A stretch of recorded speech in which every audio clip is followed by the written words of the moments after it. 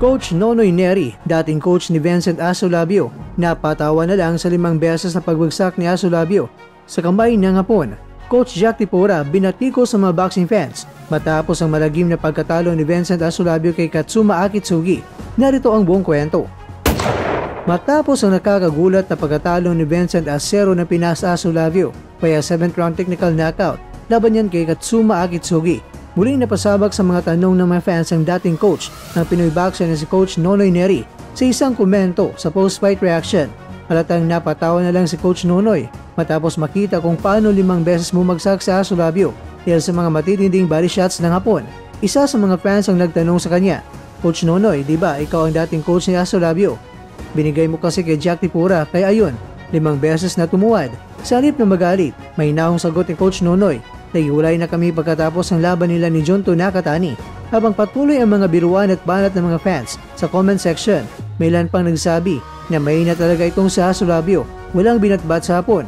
Ngunit ang tanging sagot lang ni Coach Nonoy ay maikli lang, bawi lang at may tawa.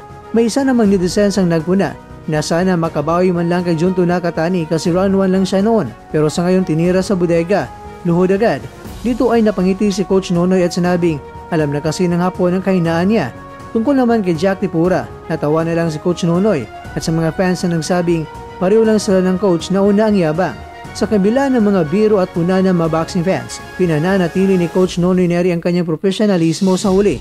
Nagbigay siya ng pagbati kay Akitsugi sa kanyang panalo at nagkomento, "And still undefeated, Katsuma Akitsugi, winner by technical knockout." Sa ngayon mga kwento, marami ang pumupuri sa pagiging kalmado ni Coach Nonoy Neri sa kabila ng ingay sa social media habang patuloy namang pinag-uusapan ang pagbagsak ni Asolabio at ang tila paulit-ulit na paggapang sa kamay ng mga boksingerong mga Hapon.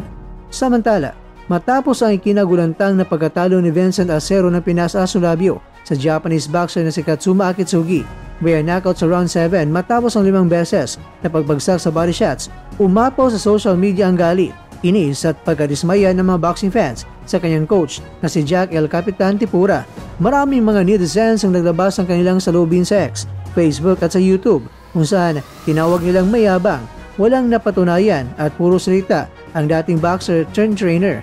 Ang dahilan ng galit ng mga boxing fans ay ang pagiging kumpiyansa umano ni Coach Tipura bago ang laban na tila minamaliit ang kakayahan ni Akitsugi at pinagtatawanan ng mga bashers ni Asolabio. Bago pa man ang laban, matapang payag ni Tipura, "May game plan na kami about dyan, boss. Pinag-aralan na namin yung dalawang style kung papasok o tatakbo ang Hapon. Hindi kagaya ng iba na ang alam lang ay ang diskarte tol." Sa mga bashers na nagsabing gagapang na naman si Acero, "Hindi mangyayari yan. Gagawin ko lahat para tumibay ang boxer ko." Dagdag pa niya, iutot lang daw ni Asolabio ang mga suntok ng Hapon sa tiyan. "Tawa lang kami sa mga BOBO at iyakin raw ng mga bashers. Hindi kami matatalo, tsak yan." Ngunit mga kwento, ang lahat ng mga matapang na salita ni Coach Tipura ay tila bumaliktad sa kanya nung dumating ang aktual na laban. Sa halip na iutot lang ang mga suntok sa tiyan, 5 beses na bumagsak si Asolabio dahil sa matitinding body shots ng kalabang si Akitsugi na nagresulta sa isang knockout loss sa round 7.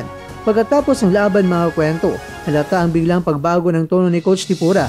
Sa panayam pagkatapos ng laban, sinabi niya, "Ganyan talaga sa boxing. Talo talaga minsan, lalo na kung natamaan sa tiyan. Normal lang talaga na matatamaan sa tiyan kaya natalo." Ang naturang pahayag mga kwento ay lalo pang nagpasiklab ng galit ng mga fans at nagsabing tila hindi marunong tumanggap ng pagkakamali si Tipura at walang accountability sa pagkatalo ng kanyang alaga. Maraming mga boxing enthusiasts ang nagkomento, "Ang yabang ni Tipura bago ang laban. Tapos ngayon normal lang daw na matalo. Kung marunong siyang magplano, bakit 5 beses bumagsak sa parehong suntok?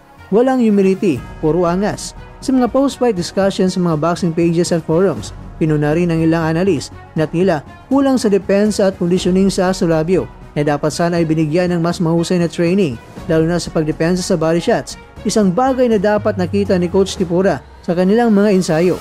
Ngayon mga kwento, matapos ang pagkatalo ni Asolabio, marami ang nananawagan kay Tipura na magpakumbaba at pagtuunan ng pansin ang pag-aaral muli bilang coach. At ayon sa ilang fans, ang tunay na coach ay hindi puro yabang, kundi marunong tumanggap ng pagkukulang.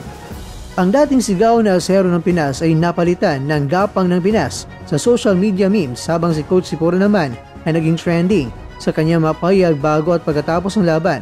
Isang netizen ang nagkomento, "Ang yabang bago ang laban, pero pagtalo biglang humble." Sana next time may disiplina at hindi puro salita.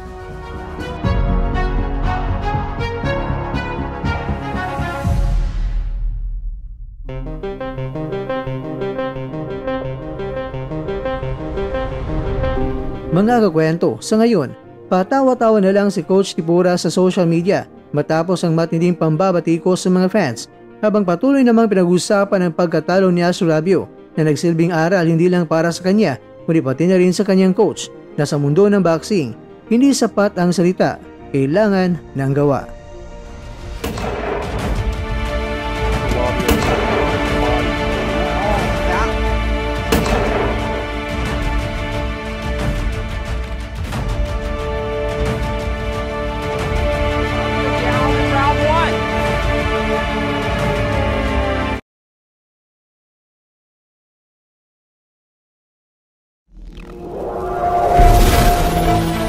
At dyan, nagtatapos ang ating kwento.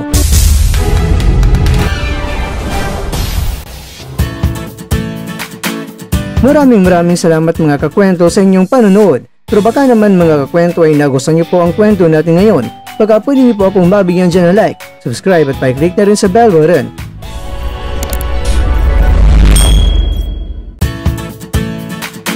Pero bago tayo tatapos mga kwento, syempre, shoutout po muna tayo dyan sa ating mga kakwento. Kay kakwentong Edgardo Fulgencio, kay kakwentong Ronald Tan, kay kakwentong Gerald Caringan, at kakwentong nanonood ngayon, shoutout sa iyo dyan. Bueno, hanggang dito na po muna ang ating kwentuhan, at abangan nyo na po ating susunod na video. At dito na po yan sa isang channel na kung saan maaring ito'y mga kwentong di pa na kwento sa inyo.